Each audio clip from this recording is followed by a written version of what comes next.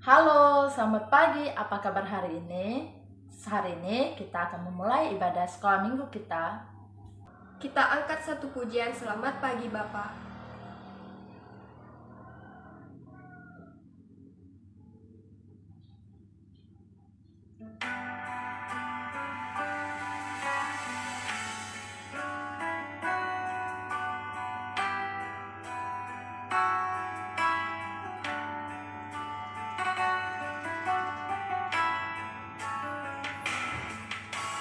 Selamat pagi Bapa, selamat pagi Yesus, selamat pagi Roh Kudus.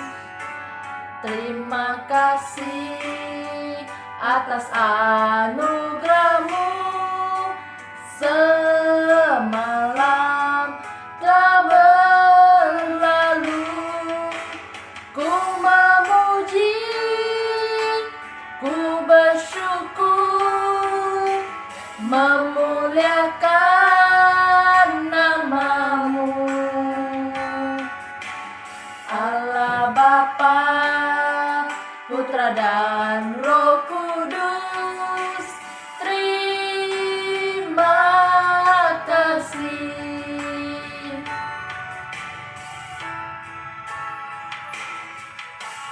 Selamat pagi Bapa, selamat pagi Yesus, selamat pagi Roh Kudus. Terima kasih atas anugerah-Mu, semalam telah berlalu. Ku memuji, ku bersyukur, memuliakan nama-Mu. Allah Bapa, Putra dan Roh Kudus, terima kasih. Mari kita berdoa.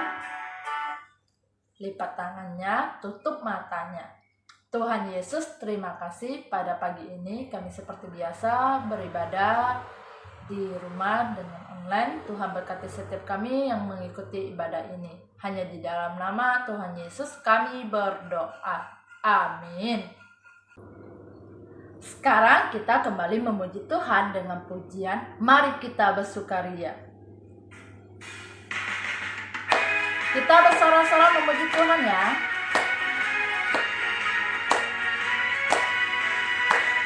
Mari kita bersukaria karena ini hari bahagia kita berkumpul jadi satu. Puji Tuhan semesta itu, haleluya. Tepuk tangan wajah berseri, hilangkanlah hati yang sedih. Yesus berkata, bukankah Yesus berkata damai yang Dia berikan? Mari kita bersukaria. Tepuk tangan buat Tuhan. Saat ini kita akan mendengarkan firman Tuhan. Sebelumnya kita tenangkan hati kita dan pikiran kita. Kita persiapkan telinga kita untuk mendengarnya. Kita angkat satu pujian Anak Monyet di Atas Pohon.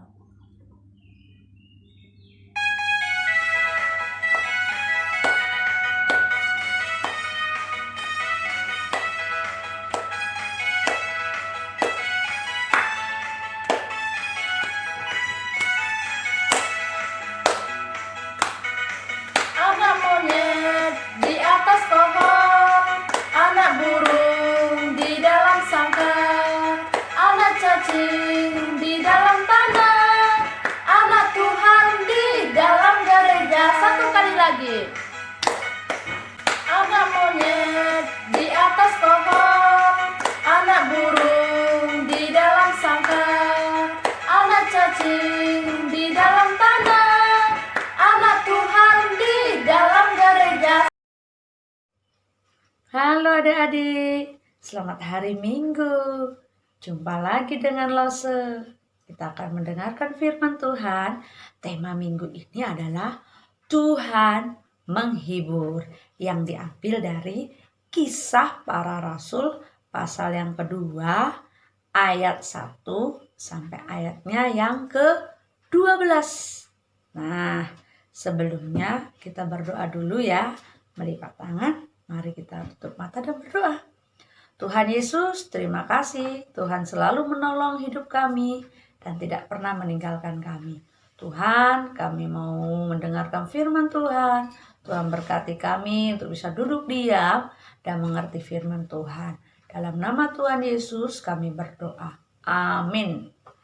Nah, adik-adik, sebelum Lose menjelaskan lebih lanjut, mari kita melihat dan mendengarkan video berikut ini.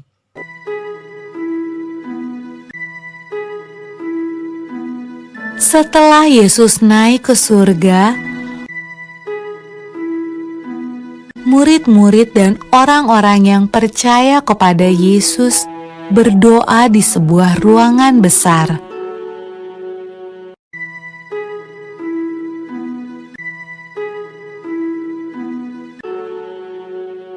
Lalu, sesuatu yang menakjubkan terjadi. Awalnya terdengar seperti tiupan angin yang kencang.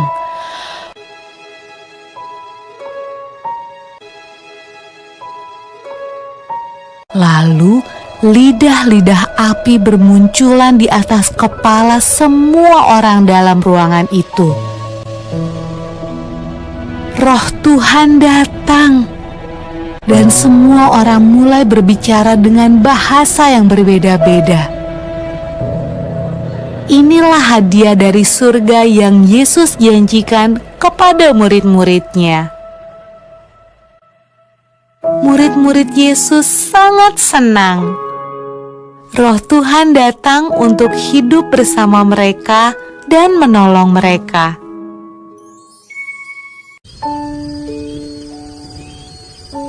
Pada malam ketika Roh Tuhan turun ke atas murid-murid Yesus, ada banyak orang asing di Yerusalem. Mereka berbicara dengan bahasa yang berbeda-beda. Waktu mereka mendengar murid-murid Yesus berdoa, mereka datang untuk melihat suara ribut apa itu.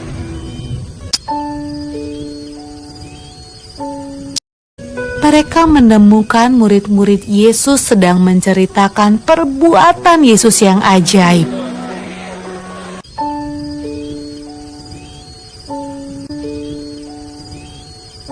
Tetapi mereka semua terkejut karena mereka mendengarnya dalam bahasa mereka masing-masing.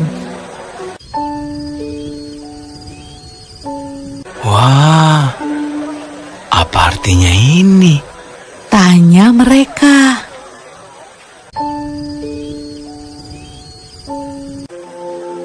Roh Kudus selalu membantu semua orang yang mengikut Tuhan Yesus sampai sekarang. Nah, adik-adik, ketika Tuhan Yesus terangkat ke surga, sebelumnya Tuhan Yesus berjanji akan memberikan Roh Kudus, yaitu penghibur bagi para murid-murid Yesus. Dan setelah 10 hari dari kenaikan Yesus ke surga, Roh Kudus turun ke atas para murid. Roh Kudus bekerja memberikan keyakinan kepada setiap para murid bahwa Tuhan Yesus tidak pernah meninggalkan mereka. Dan Roh Kudus juga mengingatkan mereka apa yang telah diberitakan Yesus Kristus di dalam dunia ini. Sehingga mereka punya keberanian, kemampuan untuk boleh menyampaikan Injil Kristus. Mereka menyampaikan firman Tuhan dan mereka menjadi saksi-saksinya Tuhan Yesus Kristus. Nah, adik-adik, kita juga bisa loh menjadi saksi-saksinya Yesus Kristus. Roh Kudus ada dalam setiap kehidupan anak-anak Tuhan yang percaya kepada Yesus Kristus. Bagaimana caranya kita supaya bisa menjadi saksinya Yesus? Kita bisa menyayangi, mengasihi orang-orang yang ada di sekitar kita, baik itu orang tua kita, keluarga kita, ataupun teman-teman kita. Kita mau berbuat baik kepada mereka, kita tidak berbuat jahat kepada mereka, kita mau mengampuni, memaafkan ketika mereka berbuat salah. Adik-adik, kira-kira kalau kita mengasihi, menyayangi orang yang gak baik sama kita, gampang gak ya? Atau memaafkan orang yang sudah membuat hati kita jengkel, kira-kira gampang gak ya? Gampang gak? Iya, memang tidak gampang. Tapi kita harus ingat bahwa ada Roh Kudus yang menolong kita, memampukan kita untuk kita bisa mengasihi semua orang, memaafkan semua orang, dan belajar untuk berkata-kata yang baik, berkata-kata hal yang benar. Dengan begitu, kita sudah menjadi saksinya Tuhan Yesus Kristus. Roh Kudus yang akan selalu membimbing hidup kita. Apa yang harus kita lakukan?